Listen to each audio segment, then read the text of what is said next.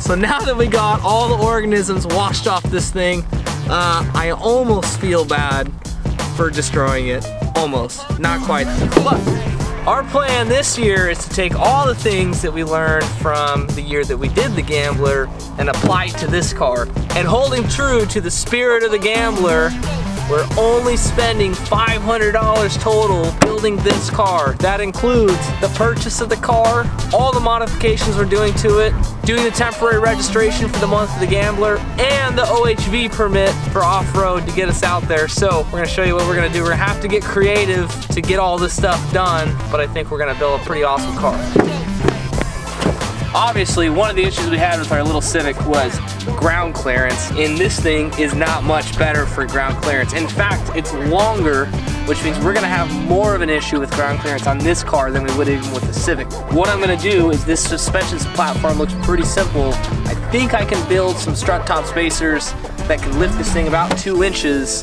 These street tires are just not gonna work. So like we did with our last Gambler car, the snow tires with the studs removed worked awesome. So we're actually gonna apply that same principle to this car because snow tires are super cheap. Come off, obviously. This car being a wagon, we are actually gonna be able to sleep inside of it during the Gambler, not like we had to with our support vehicle last time. It was not fun. Also, this car, we got super lucky, has functioning air conditioning, so we're not gonna have to fill our lungs with the Central Oregon dust and then be coughing for a week when we get back. This thing's gonna have to go, so we're gonna straight pipe this bad boy. We wanna hear awesome turbo noises, so we're gonna straight pipe this bad boy so we can hear them. One of the big issues over in Central Oregon is all the grass seed gets clogged into the radiator, and it actually will clog up the radiator and get really bad flow. I'm gonna develop some kind of screen here, probably made out of some cheap material that we can stop the grass seed from building up inside the radiator fence so we won't overheat.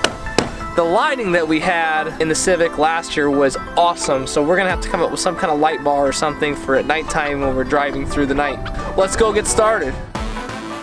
So the first thing that this thing needed was a battery. The battery was very dead when I got the thing home. So I went to Walmart. The battery group size that's supposed to be in this was like $119. So I got the cheapest battery that was there, which was $50. And I put it next to it and made sure it was relatively the same height. Positive, negative terminals were on the correct side. And we just went with it. $50, $54 to be exact. And we got ourselves a battery.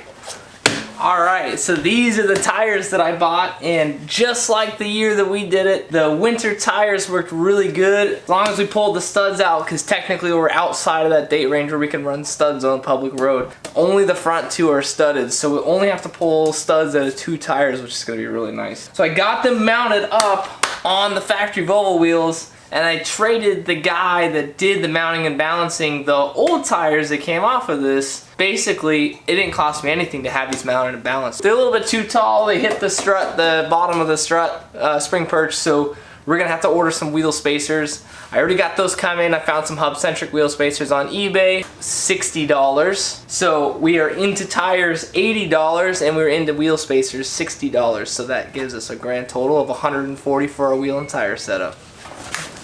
For lighting and storage, I bought this massive 2-row LED light bar for $20, and I already have wiring here to wire this in, so off-road lighting, 20 bucks.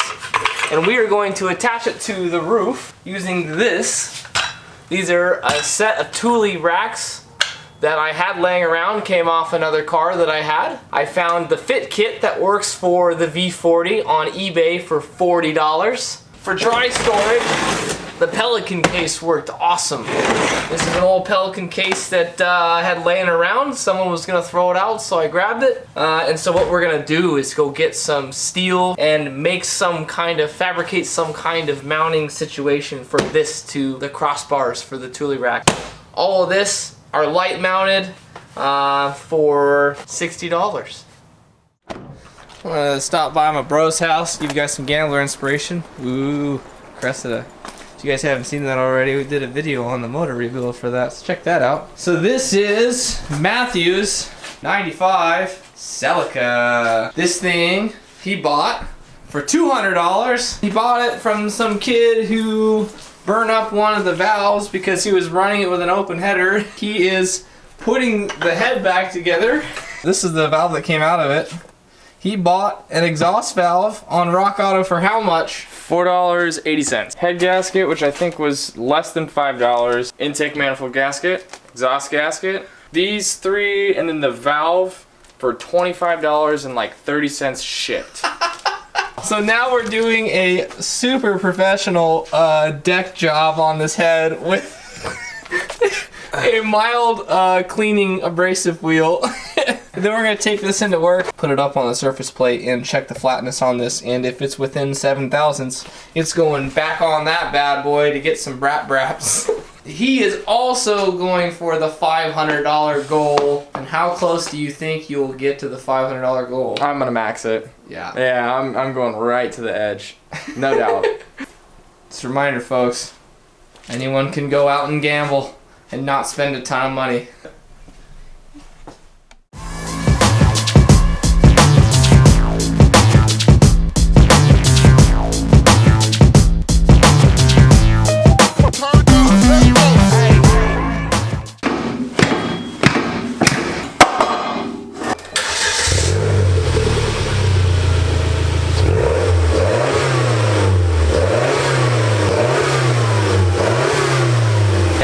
Not gonna cut any more. That very first resonator, I'm just gonna leave it on there. Yeah, I think it's perfect. If we're gonna gamble a turbo car, exhaust is cool and all, but I want to hear some more turbo whooshy noises and probably some compressor surge too. So here's what I'm thinking: block the bypass valve, drill a bunch of holes in the airbox, and see what we get.